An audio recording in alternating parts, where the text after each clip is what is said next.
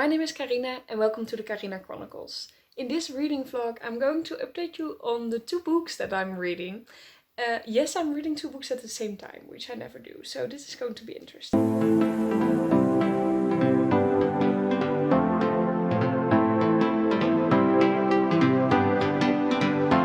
So after so many videos catching up with you, I finally have to tell you something about the books that I'm actually reading right now. There are 2 of them, which is great. The first one is Daughter of the Pirate King by Tricia Levenseller. And I'm just going to update you in my bed, by the way. And then we're just doing it like this. There will be a time that I make normal videos again, I promise. But for now, we're just updating you on everything I can think of and catch up with all the videos. Daughter of the Pirate King by Tricia Levenseller. Let me start with saying this book I'm reading with a friend. We're buddy reading it. We made a schedule. We started on the 4th of March and we're reading around 80 pages per week. And that means that the first week I actually read the 87 pages that I needed to read in like an hour or something, which is great. That's the first, like, a very big pro of this book. It reads really fast and quick, and that is always nice to have such a book. So the 80 pages were done. So I'm on a quarter of the book, and this week I need to read the second 80 pages or something like that. Haven't started it yet, so I'm at a quarter of the book. As I said, it reads really fast, it reads really quick, and that is really nice. But there's nothing really good about it. Like, the story is cliche, the main character is the special snowflake, there's a lot of things very predictable, very cliche, and she's just being very arrogant and not so funny as she thinks she is. But hear me out, I'm still enjoying myself, and that is because I see this as a Pirates of the Caribbean fanfiction. And you don't understand, I was the biggest Pirates of the Caribbean fan.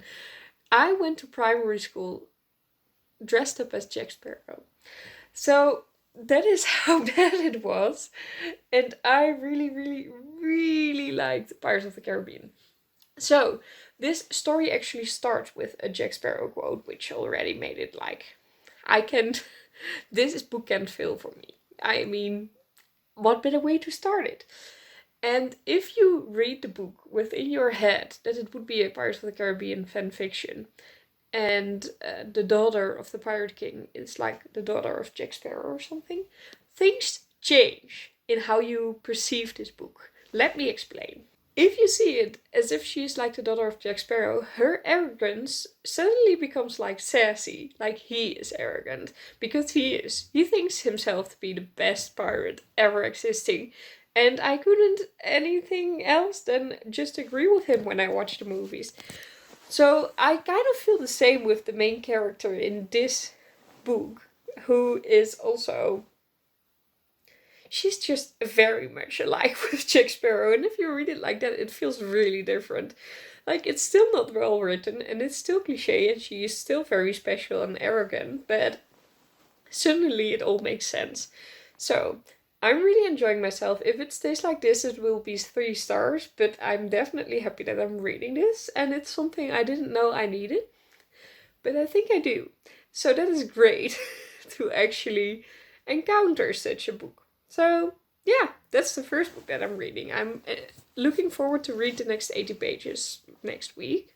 And then the second book that I'm reading is The Whalebone Theater by Joanna Quinn. I kept calling her Juliana, which I'm sorry, that's just wrong. She's called Joanna Quinn. It's her debut novel. And it is a story about children between the First and Second World War, in the interbellum. And we see them through their lives throughout different years, different decades even, I guess. And supposedly there is somewhere a theater where and they're going to do something with it. But I'm not yet there. I'm at page 60 or something. And not much has happened. Like, we follow these children throughout their lives, and they're now still very young. So their language is also very young. And it's just not really the vibe. I don't really get the vibe. It feels a little bit like Pride and Prejudice by Jane Austen, but then without the sassy humor there's in there. But like the elite and just the society that is described, well, I don't know, it just looks a little bit like that. The story is also called kind of a play or something, and they call the different part different scenes. I am curious to see what this theater has to do with everything, and I have no clue yet. That's just a decision. Like, the summary of this all is I have no clue what I'm reading. So now I'm in a doubt. Like, am I going to finish that book first, or am I going to read the 80 pages first? I was planning on just finishing this book and then read the 80 more pages, but this book is going slow. It has like 500 or 600 pages, 540, I guess, something like that. And I'm at page 60, so it's not going well. So maybe I should not pressure myself to first finish that and then read the 80 pages, and just read the 80 pages first, so that I'm back on track with that schedule. Don't know yet. But, well, we'll see. We'll see. But I am enjoying myself. I think this one is also like a 3 stars, so it's definitely not that good, the two of them, but I am enjoying myself. It's better than like with Ninth House, where I ended up really liking the ending, but during the book I was really not enjoying myself and didn't want to read them much. So these books are better. Yeah, that's actually what I'm reading. So, reading is going terribly wrong at the moment because so many things are happening and so many things have happened, and I'm just extremely overwhelmed. I tried to explain it to my boyfriend today. He didn't really get it, but it doesn't really matter. But it's just my head has kind of an overload. I'm not burnt out or anything. I can work perfectly fine, and then I can concentrate as well. I have a lot of energy still, but I also need a lot of time to process everything that has happened. And that, for example, shows in my day-to-day where I was literally free the whole day and I wanted to film and edit 7 videos, which is, of course, well, a challenge, maybe, I would say. But it wasn't, like, too much of a challenge. I expected it to be possible, but I literally had, I think, 9 hours this day, literally, where I did absolutely nothing. Absolutely nothing. Just my head was processing.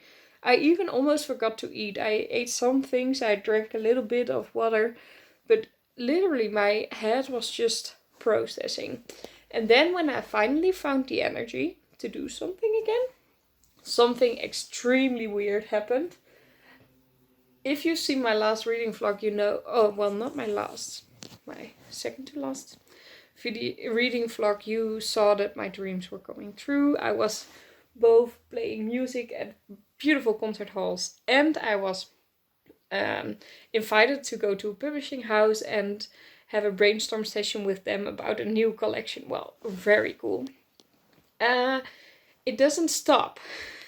Things don't stop. While I was trying to process everything that had happened to me, I got an email today by a quite popular podcast maker in the Netherlands if I wanted to be a guest host of one of the podcast episodes. To make a podcast about one of the nominee books for a prize that is going to be given to a book in May in the Netherlands. It's one of the bigger prizes. It is wow. I would say it is wow. Yes, of course I want this. If I have more information and know what I can share and what not, I will of course let you know. where this podcast will be and when and about which book. But the overwhelming feeling in my head doesn't get less with this. Because it's also like, when am I going to find the time to read all these books, to be well prepared for all these things they ask me for?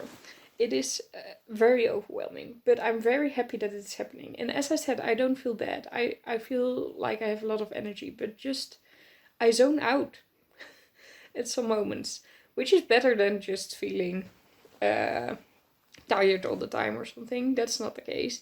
But yeah, it's still difficult. So reading is not going as fast as I want to. So while I'm saying this, I actually think it's a good idea to read Daughter of the Pirate King first, because then I don't feel the stress of not being on schedule with that done. But also because it reads so fast. So then if I have like an hour or something, I could still read the 80 pages. And then I have that task done for the day, you know? For the week, actually. I think I will do that. So, I said in my TBR video that I wanted to read Mary, a historical fiction biography about Mary Shelley. I think I'm going to wait until these people tell me which book I need to read for the podcast, because that is even more important. And I will start reading that one immediately after I know which one it will be. So, that is my update on the reading at the moment. I hope you like this little update. Let me know what you are reading. I'm really curious. And if you like this video, please leave a like. If you subscribe to my channel and click the notification bell, you will be notified whenever I post a new video. I hope you'll have a lovely day filled with books, and I'll see you all in my next video. Bye! Do you get that overwhelming feeling as well? Because it is really weird. I wish I would have done more today, but I also feel like I can blame myself. It's just my head doesn't work at the moment.